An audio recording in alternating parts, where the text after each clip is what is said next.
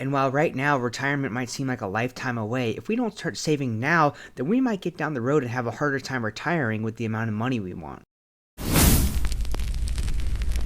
What's up guys, I'm Brad, and today we're going to be talking about 3 key accounts that young adults can use to start building up a savings and getting ready for retirement. If you're a young adult like me in your 20s or 30s, it might be hard for you to want to start saving for retirement now.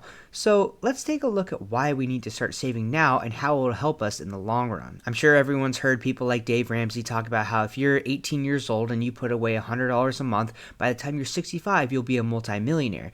But how does that actually work? Let's take a look at the numbers of how if you started saving just $100 a month at 18, how you would end up with over $1 million. The key to growing wealth while you're young is the concept of compounding interest. If we start saving $100 a month at the age of 18, we don't just need to save it, we need to invest it. If you invest $100 a month into the S&P 500 with an average rate of return of 10%, you'll end up with over $1 million by the time you're 65 with just $100 a month put away into your account. Now, for those of us that are far past 18 and we can't go back in time and start saving $100 a month, we need to look at 3 key accounts that we can use to still become a millionaire by the time we're 65. The first account that I personally use that isn't really geared as much toward retirement is a high yield savings account. For anyone that doesn't know what a high yield savings account is, a high yield savings account, or an HYSA, is a savings account that provides a greater rate of return on our money compared to a standard checking or savings account.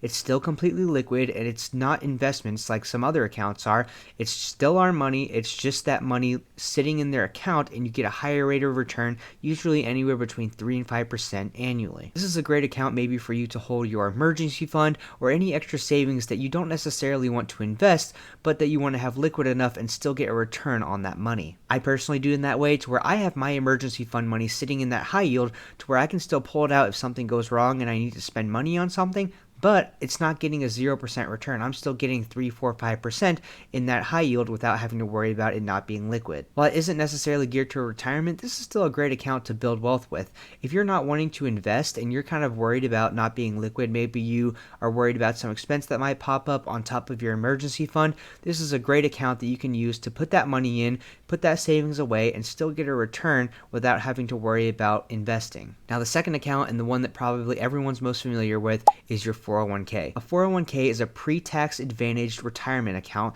usually set up with your employer where you invest pre-tax dollars, and a lot of times they match a percent up to what you're willing to save. The way that it's set up is a lot of employers will say that they'll contribute dollar for dollar what you invest up to a certain percent of your paycheck.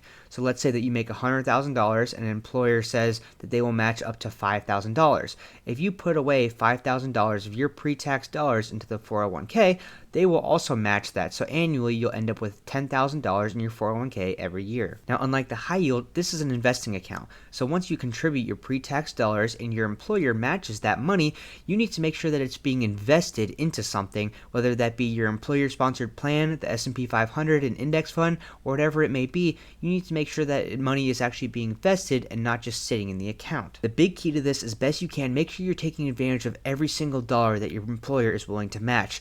If they're willing to match 5%, I urge you to really try to make sure that you're also investing that 5% so that you're not leaving any money on the table. If you only invest 4%, then they're matching 4%.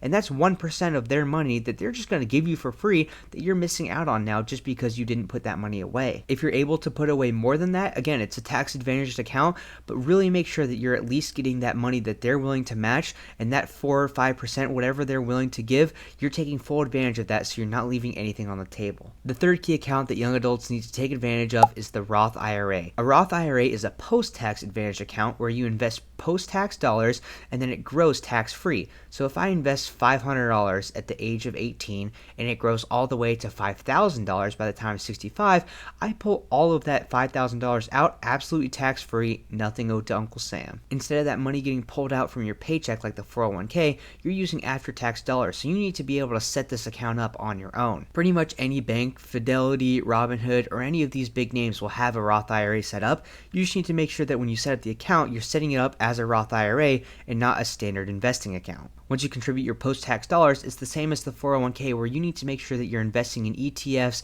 or stocks or the S&P 500 to make sure you're taking advantage of that compounding interest and the growth within the market. This year in 2025, the most that you're allowed to contribute is $7,000. So you're only able to contribute $7,000 to this account every single year as of 2025. Now, that's $583 a month, which can seem like a lot.